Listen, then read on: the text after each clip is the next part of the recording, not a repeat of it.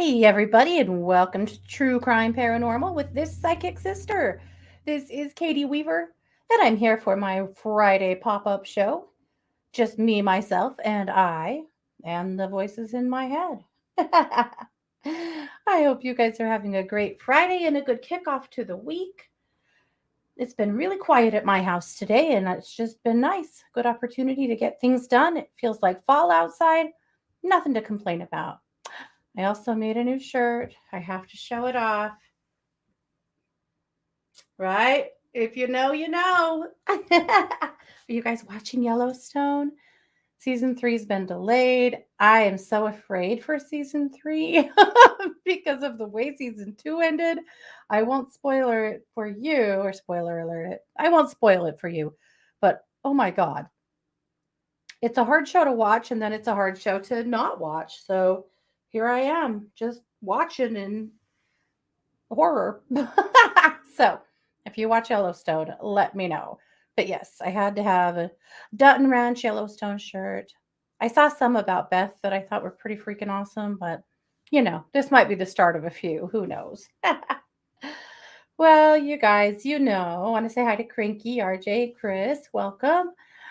You guys know, if you know me at all, and you mostly do at this point, that weird crime, crazy crime is one of the things I love the most because, people are wild, man. And I have found some pretty wild ones for you today. So, first of all, let's talk about Blair Whitten. Blair Whitten and her boyfriend broke up 5 years ago. And in those 5 years, Blair has continued to harass the hell out of him and continue to make his life pretty hard. Off and on, it's her. I'm afraid mental health is probably, or maybe addiction has kind of led her to. She really, really, really hates his current girlfriend, really a lot. So, unfortunately, just recently, the ex boyfriend died. He had surgery, and in the recovery from the surgery, he passed away. She posted a bunch of wild and crazy stuff on Facebook that had people concerned. She was informed that she was not invited to the funeral, and please don't come or we'll have to take action. And she even posted on Facebook that she killed him, even though it's not medically possible, but she's just pretty out of her mind already and now very out of her mind with grief. Well, she didn't come to the cemetery or to the funeral. And I think by the time the family made it to the graveside service, they probably thought that they were in the clear. Well, they weren't. She came driving through the cemetery in her car and drove directly into the crowd of mourners, directly at his current girlfriend, and tried to hit her with her car. Luckily, she made it out of her way, and so did everyone else. She managed not to hit anybody, but she has, of course, been arrested for this fact. Jerica Charbonneau is the girlfriend who was not doing that, and she says that nobody was injured, but that it was very upsetting to see her there driving her car like that through the cemetery. So, which led me to wonder if she did any damage at the cemetery, plowing through there with her car. Can you imagine if she took out a headstone or something? Anyway, big yikes. But after she was arrested, the family learned that she had been in trouble just a month before for defacing a Jesus statue in their town at a church, a big marble Jesus statue. She had painted entirely black just a month before. So it sounds like she is wildin' and probably needs a little time in jail to get a bit of perspective and settle herself down. So, Blair, we hope you get the help you need. Well, speaking of jilted lovers, this lady in China figured out a way to get back at her ex in a way that nobody maybe would have seen coming. She borrowed his car. He was nice enough to oblige. And she spent the entire day committing traffic crimes in his car. See, in China, if you run a stoplight, the stoplight snaps a picture of your car and you get a ticket in the mail. Well, not only did she do this crime, but she had a man drive so that it would look like him. And she and her accomplice managed to run 49 stoplights in one day and rack up 49 tickets in her ex lover's car. I'm guessing that I'm guessing that he was pretty surprised to start getting these tickets in the mail. Also, I don't know what he did to become her ex, but it must have been pretty bad. 49 red lights in one day. Can you imagine?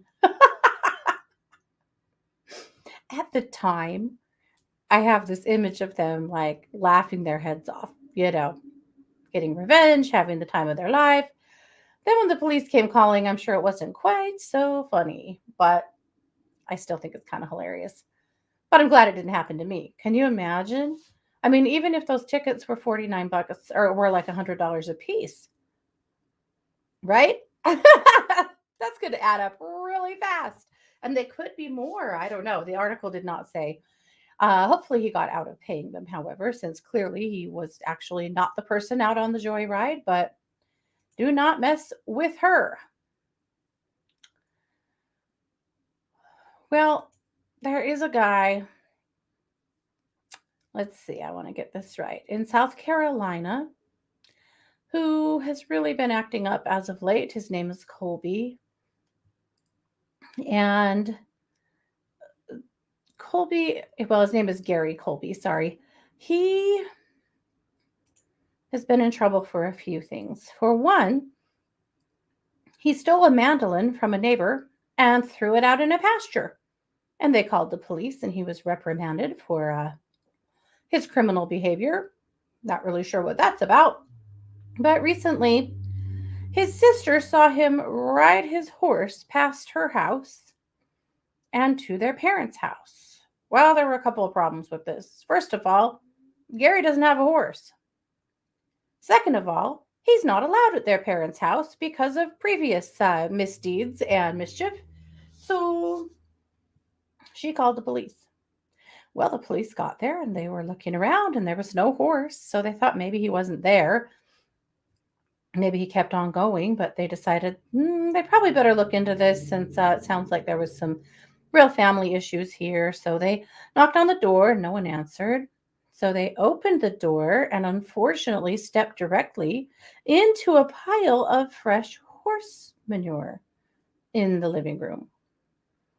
Walked a little further and discovered Gary laying on his bed with a full sized horse standing next to him in his bedroom. Yep, he stole it from a neighbor down the road. So they arrested Gary because, as we know, he wasn't supposed to be there. And they returned the horse to his owner, and Gary has now been charged for stealing a horse, which is a big deal. Back in the old days, you could get shot for such a thing. You probably still can. Anyway, no horses were injured in the making of this crime, thank goodness.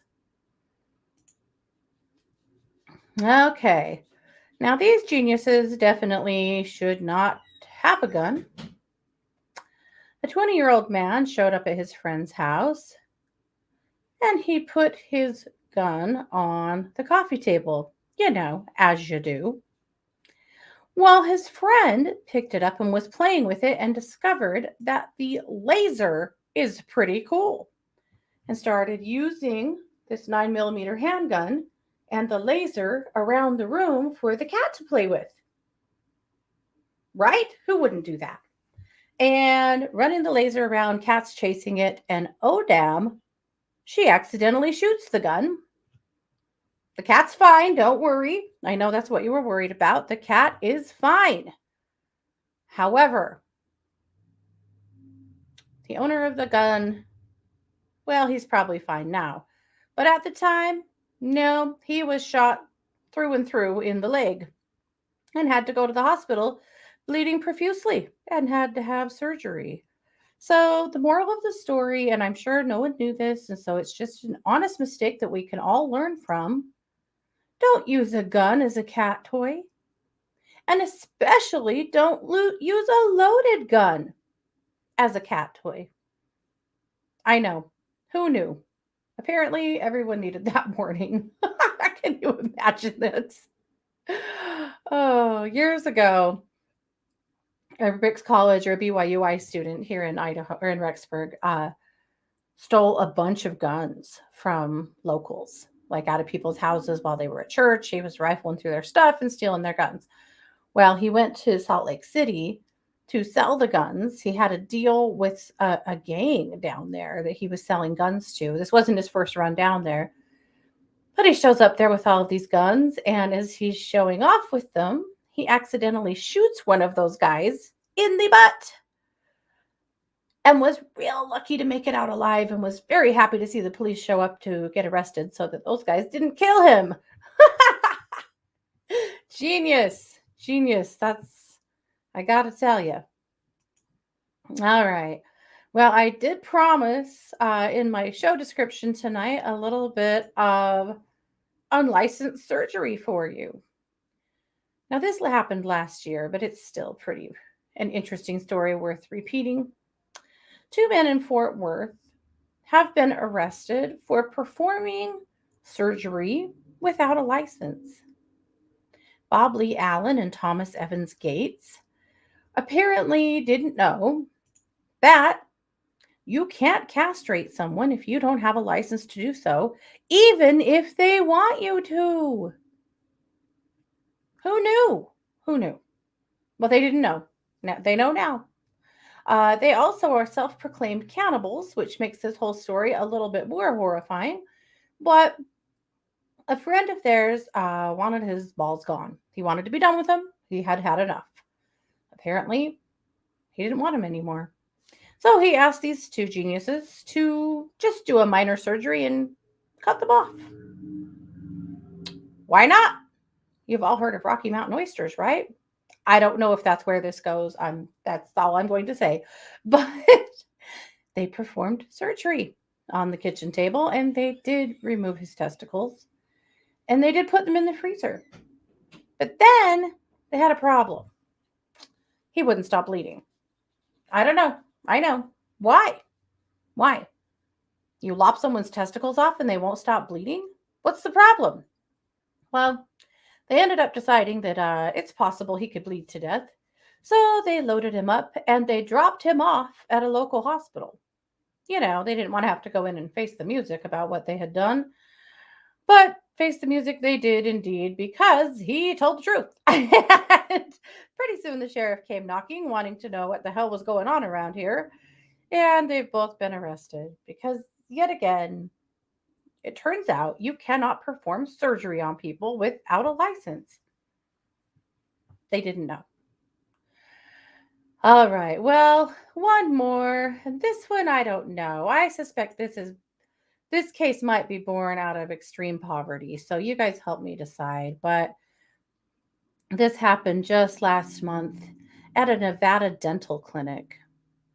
Lauren Ike was a dental employee, and the dentist's office saw that their alarm had been tripped over the weekend. And the police went and checked it out and discovered that someone had broken in and stolen $22,000 in cash and checks. And first of all, it's the weekend. Why wasn't that in the bank? That's just my logistical side, right? But anyway, it was Lauren. And when they arrested Lauren, she admitted to something that they didn't know that got her in a lot more trouble. She admitted that she had performed unlicensed extractions. She had also stolen anesthesia from the dentist's office and who knows what else in order to perform 13 extractions on the same patient. So now she's also charged, besides being charged with breaking and entering and grand theft, now she's also charged with performing medicine without a license. 13 times. Well, maybe not. It's the same patient. This is why this one gets to me. I mean, yes, she stole, and that's awful. And, those, I'm not, I'm not excusing her behavior. However, we all know how expensive it is to go to the dentist. And we all know when you have a tooth that acts up, how much pain you can be in. And we all know that a lot of people don't have dental insurance because it's expensive as hell and it doesn't cover a lot. So I don't know for sure who she did this procedure on, but I'm going to guess it's somebody she knew, which makes me think that she did what she did out of poverty, out of need, out of someone around her suffering who probably just needed all of their teeth extracted. Now, what were the is that the situation? I don't know. That's my prediction. That's my read on it. Is that this was someone she knew that was suffering that couldn't afford 13 extractions from the dentist. Well, that's probably $3,000 of medical or dental care, and that's probably really conservative, actually. So I'm a little sad for her that she also is being charged with that. However, pulling 13 teeth from someone under who knows what kind. This was just looks like a kitchen, operating room type situation. Cue the testicles. But so, my God, what do you do for pain? What do you do for infection? Like, there's a lot of questions here about how you could prevent someone from being in big trouble after you pull 13 of their teeth. But so I'm not excusing her behavior at all. It just makes me sad because I suspect that she did that out of poverty and need. uh, yeah. So that one's a little sad, I think. But, she still definitely broke the law. But what do you think? What do you think on that? Not that she should have stolen anything and pulled everyone's teeth or someone's, hopefully not everyone's teeth, someone's teeth. But anyway, that one grabs at me just a little. But that's what I've got. Crazy stuff going on. There was also a man in Australia who was arrested when police discovered a set of testicles in the freezer of his home. I know, another one. This time, he had removed the testicles and nearly cut the penis clear off of another man in some kind of a fetish situation. He was charged. And honestly, I think, ladies, if you see testicles in the freezer, you run the other way, right? Because that must mean something is going wrong. Yeah, Chris says, where was the dentist? Out with the tooth fairy? I'm guessing. Yeah, probably. Well, at any rate, our criminal here had 13 more teeth for the tooth fairy to offer. So maybe she was in the right place. Oy. Well, there you go. I'm sure there's lots more crazy crime going on out there. There always is. But there's a few, and they weren't all people from Florida, which I think is great because often when I do this show, they're all Florida people. So, Florida, we love you. We're not trying to beat up on you. And today, it wasn't even you guys. All righty, guys. Take care. Christy will be back tomorrow with another pop up. We'll be back on Monday with all of our good stuff. I'll be live on Tuesday night at 7 p.m. Mountain for Spirit School attendees. We are doing a guided meditation to help you connect to animals that have passed. So that should be a really special one.